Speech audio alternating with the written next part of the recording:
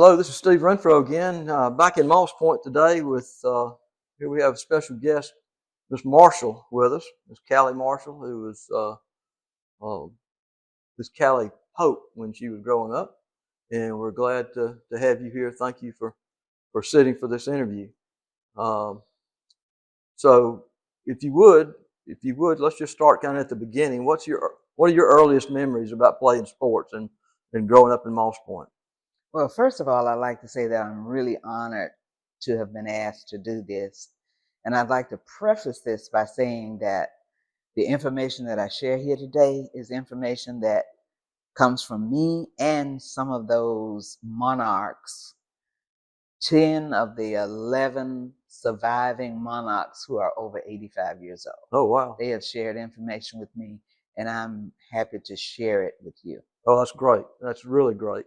And if we could talk after the video, if we need to interview some of them, that'd be great too. I've learned a lot about Magnolia's history in these recordings, and I'm excited to learn that and learn more from you today. So tell me if you would about growing up in Moss Point and your earliest recollections of playing sports.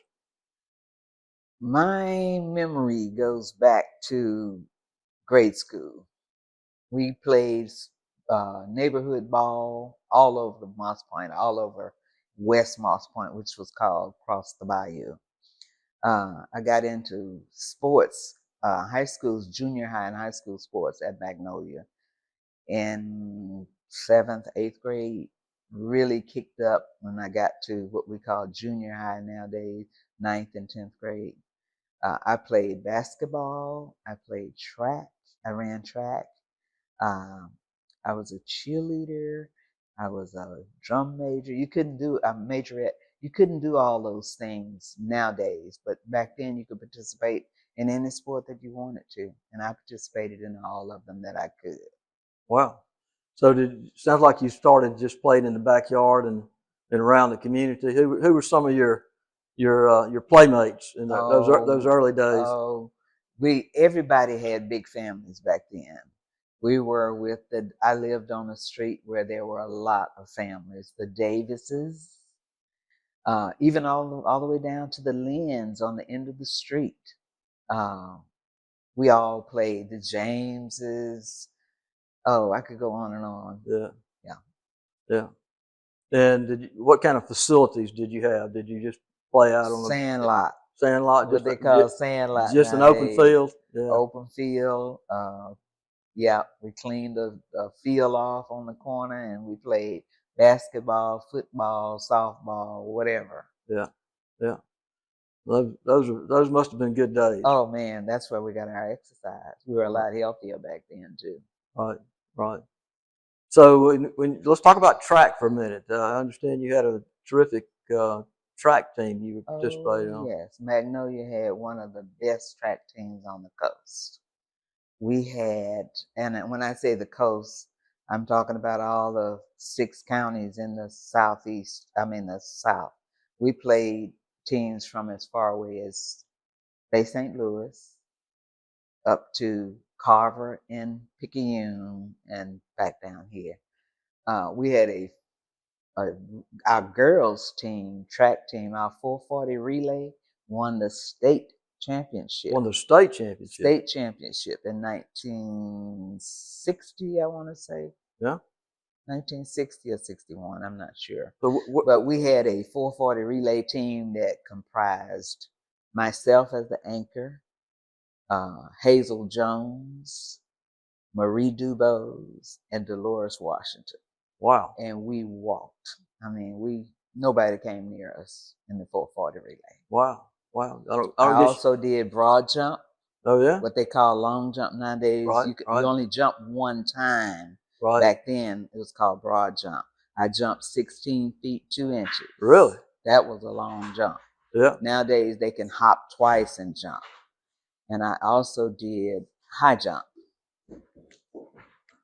Yeah. High jump. So how high did you jump? 5'2", 5'3". 5'2" and 5'3". Well, that's up there.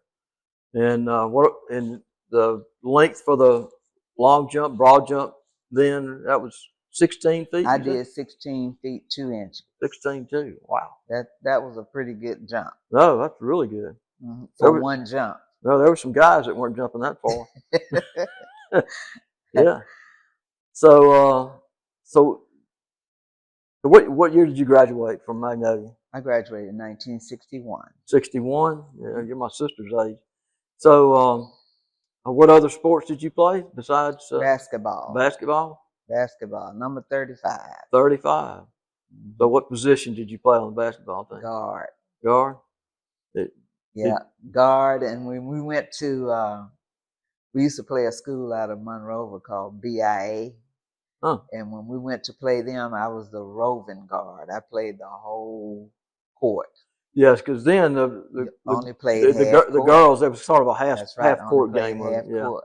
But they played different up there. They played with the roving guard, and you could go. That guard could go the whole. So that court. one player could go the entire length of the court. Yeah. And I was that player when I was on Magnolia's team. So who were some of the basketball teammates? Oh, Jimmy Ruth Gladney, Mary Jane Chastain.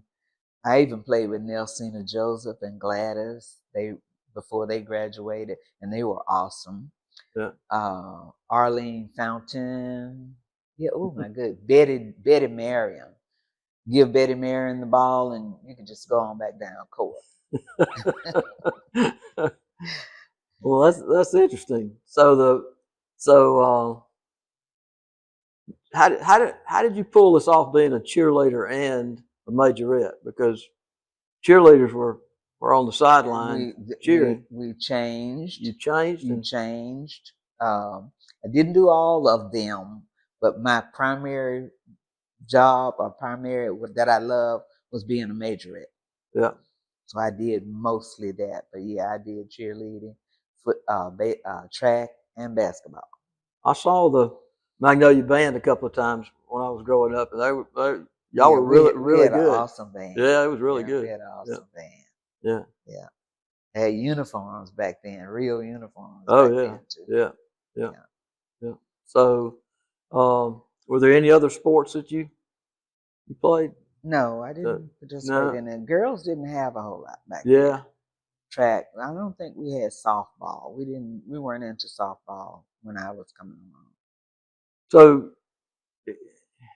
you're not the first one I've interviewed who graduated from Magnolia, and I've seen that you and others have spoken about Magnolia with great pride and all.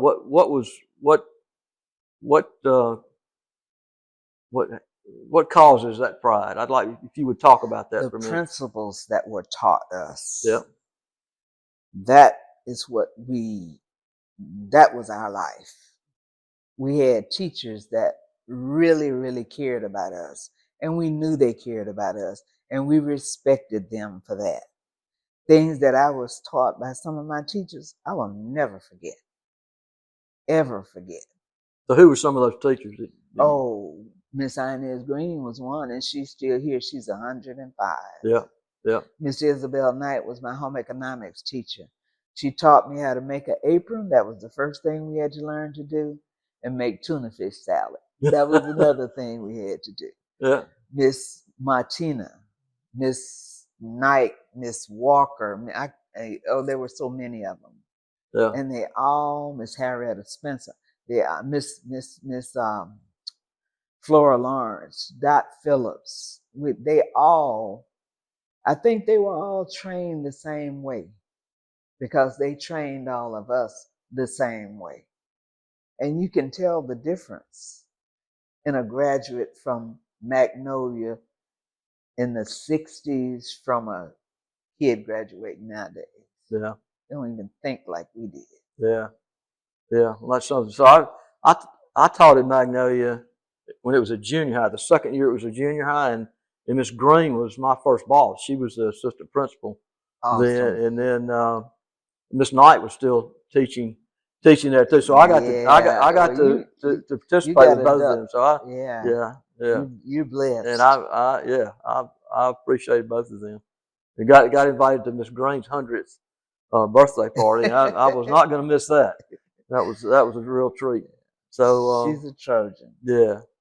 So the school was about the teachers and I Oh yeah. yeah And they were like parents to us. yeah. They were. They could do what was necessary to keep us in line. Right. And they didn't have to do very much because we knew to stay in line.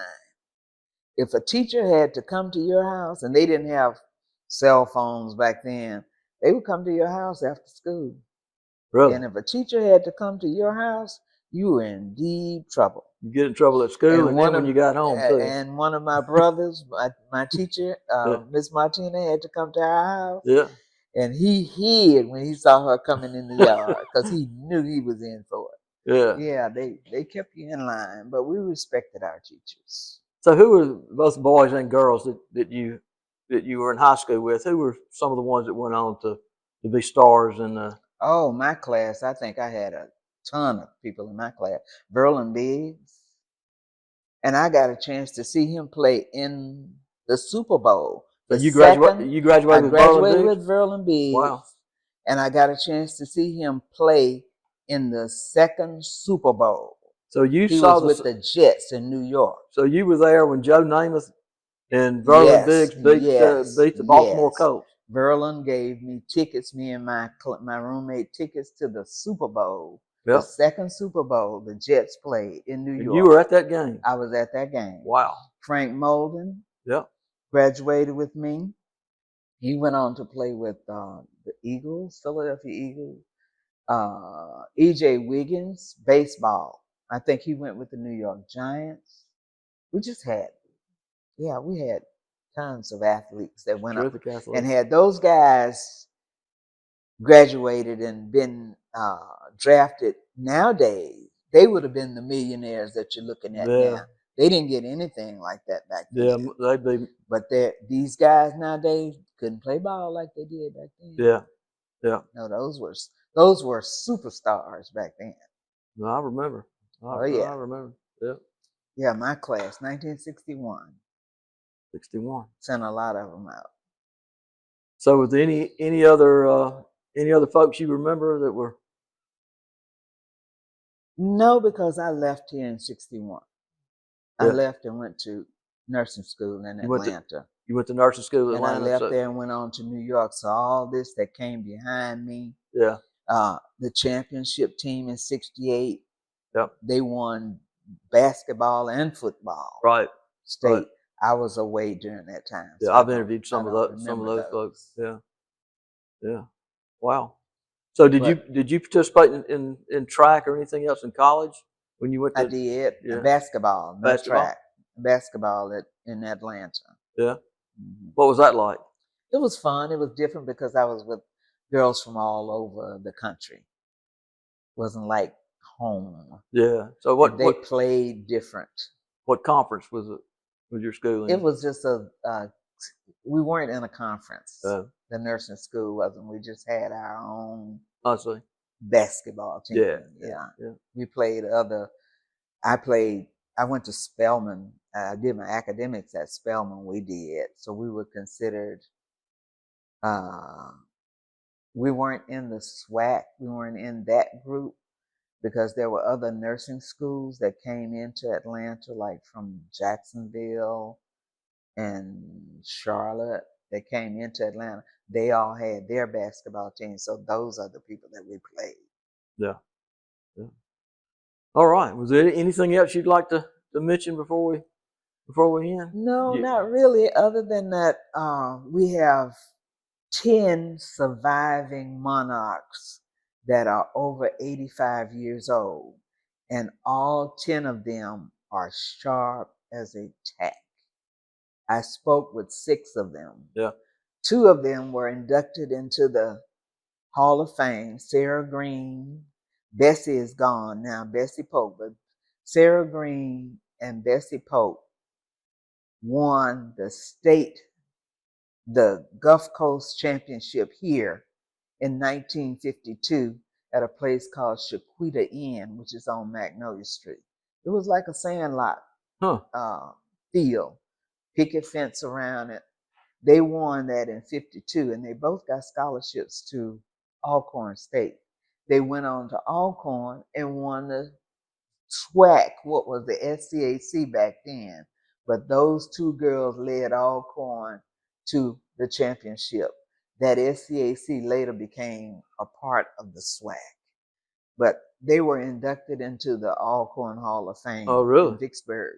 Yep, they Really? came through high school together, right on to college, did their thing in college, and Now, made us proud. in what years were they? 1952. 1952. 1952. Well, I haven't interviewed any of those folks. I hope I'll be Sarah able to. Green, Sis Green lives right across the bridge over in Escatawpa. I need to do that. I've got information from her. Yeah. Her bio, I'm working on it now. Bessie passed just recently. Yeah. They were like inseparable, those two. Yeah. And I don't know if you got from how much you got from Houston, but our guys, we had some guys that played football that were awesome. Yeah. Willie Nettles, quarterback, went on to Alcorn, took Alcorn to the championship. Wow. And like I said, if these people had come along nowadays, they would be the millionaires you're looking at now. Right.